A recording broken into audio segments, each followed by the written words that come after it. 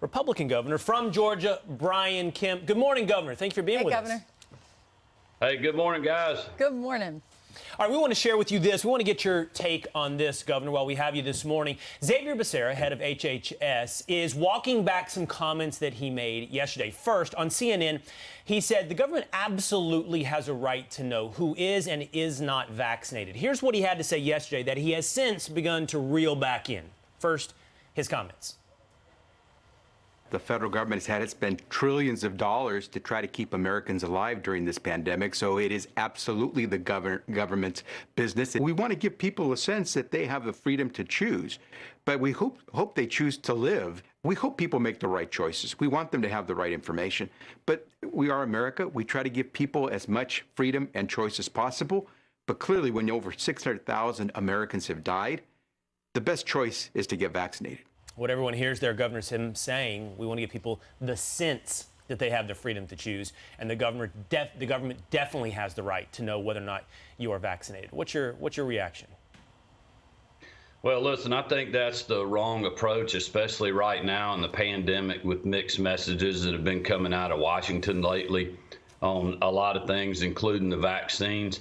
You know, I think the people that haven't gotten vaccinated just don't have a lot of trust in the government, and I certainly understand that. What I've been telling people is we don't need a government mandate. We need people to talk to your doctor, talk to the folks at your hospital, ask them, you know, of COVID patients that are coming in now, are they vaccinated or not? Do you think the vaccine is helping? Ask your doctor that. Ask your local pharmacy that.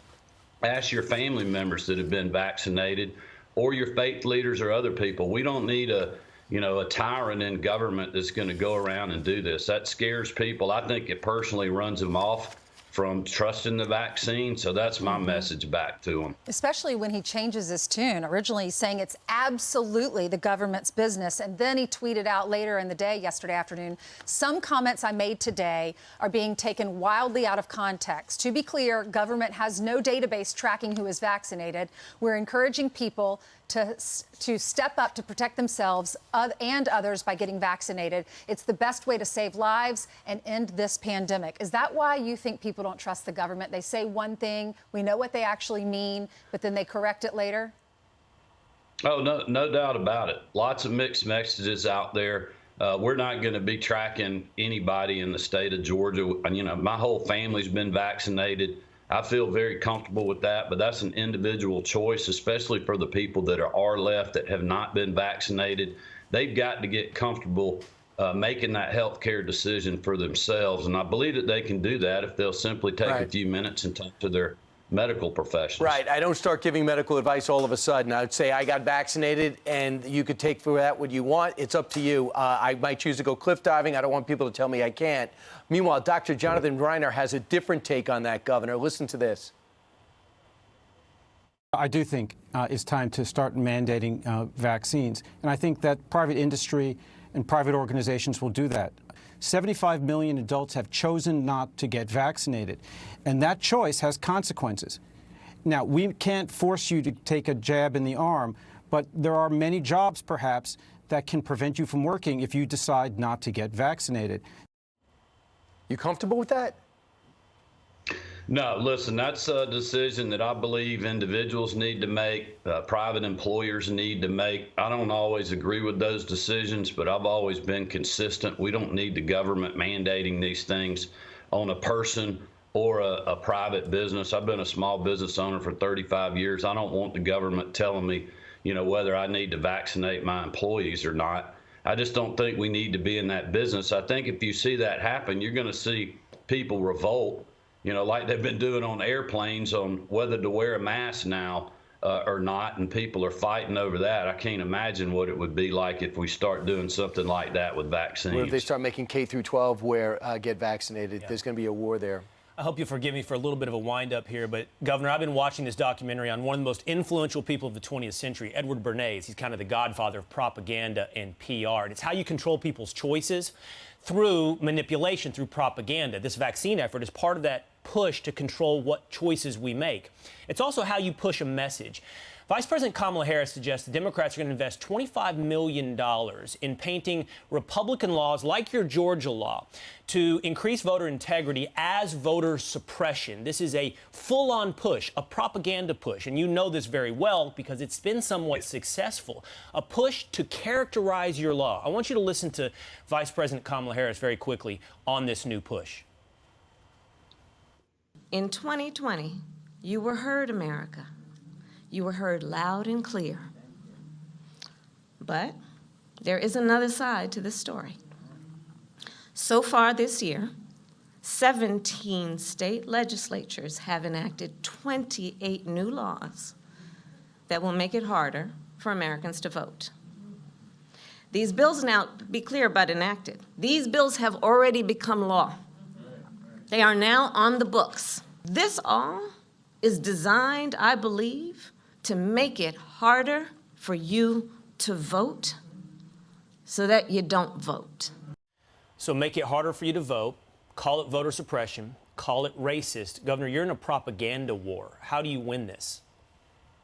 Hey, we got to fight like hell. That's what I've been telling people. We have the truth on our side. Now the vice president's lying like the president has been about Georgia's law. We actually add the amount of days that people can vote early on the weekends in the state of Georgia. We've got many more opportunities for people to vote early than President Biden's own state of Delaware and a lot of other states where the Democrats are in control. They're just not being truthful to people. And listen, this is just part of their playbook. Their legislation failed at Congress to have a federal takeover of elections, which is unconstitutional. Now they have the Department of Justice when we have violent crime, killings in major cities all over the country, a crisis at the border, and the fight they're picking is suing us over our Elections Integrity Act. And they realize now, after the Arizona ruling, that's not going to work. So now they're moving to the Democratic Party at the national level, trying to spend $25 million to cancel us. But my message is, look, we're going to stand up and fight. We have the truth on our side, but you need to be aware. They're going to try to cancel you. They're going to try to boycott your business, move your ball game, just like they did the All-Star game in Georgia. They're going to come after your way of life. This isn't a fight just in Georgia. This is a nationwide fight. It is one worth fighting, and that is what I'm going to continue to do. Yeah, and the propaganda worked. It influenced Major League Baseball to pull their game, as you mentioned, out of Georgia. And part of that fight back, clearly, is you guys have put together an ad slamming Major League Baseball for that decision. Let's take a look at the ad really quickly. This week, we should be celebrating baseball. Instead, Stacey Abrams and the liberal mob forced the All-Star game to move, despite the fact that we made it easier to vote. So, Governor, we want to talk about crime, which is an issue that I know your folks are really worried about, Atlanta area especially. And then right outside of Atlanta, Kennesaw, Georgia, the golf pro was killed on the golf course. And I know someone who lives on that golf course, and he said that the golf pro actually lives there. He has 2 little kids. There's a memorial for him. Crime is going up everywhere. How as governor, can you combat this? Well, first of all, our thoughts and prayers go out to the Siller family. I mean, that is just a tragic event, wrong place at the wrong time, to a good man and a great family, and we'll continue to have them our prayers. I appreciate the Cobb County Police Department, Chief Cox, for getting this terrible person off the streets to protect all Georgians and other people around the country. But look, this is happening in major cities, number one, because we don't have the Democrats supporting local law enforcement and standing shoulder to shoulder and behind them to back them up. Putting boots on the ground works. I got so fed up with this almost 3 months ago now, I asked Colonel Wright with the Georgia State Patrol to come up with a plan to help us assist the Atlanta Police Department. They are working with their hands tied behind their back, but they are doing everything they can to support us. We have made a lot of headway going after street racers, violent criminals.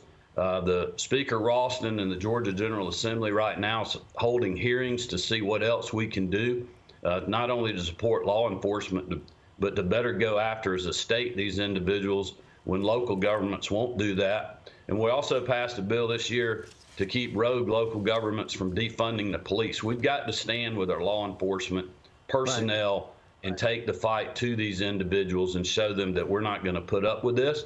We also have to hold those bad actors accountable, which we should do, and that's exactly what we're going to do in Georgia. And that's so typical of it. Seems like states are at war with their own cities. How do you feel about Buckhead spinning out and trying to get their independence from Atlanta and have their own police force? Are you supporting that? Well, that's certainly going to be an interesting fight there, if you will. The studies are going on now. There's a group that's very passionate about that.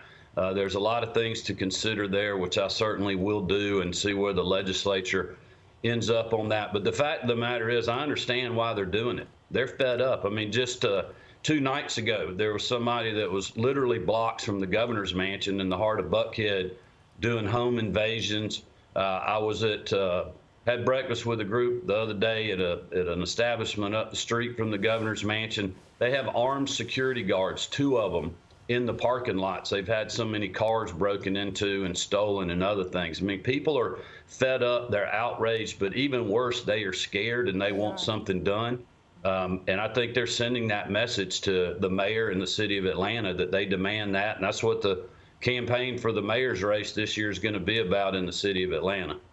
We also want to ask you about Tropical Storm Elsa. I know that 10 were injured in Georgia at a Navy base. What's the latest on that? Yeah, we had just a really spotty storm that hit Kings Bay down there. Thankfully, no one had loss of life as of yet. There is 1 critically injured person. The rest of them were, I think, fairly minor injuries, which is a blessing, and our prayers go out to all those that have been affected, not only here, but in the state of Florida as well. But we've got a lot of state resources down there helping clearing roads. The power companies have made great headway getting power restored, and all in all, compared to what happened in Florida, we got very lucky the other night in Georgia, but we have a lot of folks on the ground responding as we speak. All right, Governor Brian Kemp of Georgia, we appreciate your time and perspective this morning. Thank you, Governor. Thanks, guys. Have a great day. Hi, everyone. I'm Brian Kilmeade. I want you to do me a favor. I want you to click to subscribe to the Fox News YouTube page. This is the only way that I know for sure that you're not going to miss any great commentary, any great news bites, any great interviews coming your way on Fox. You can get it all here on YouTube. So subscribe right now.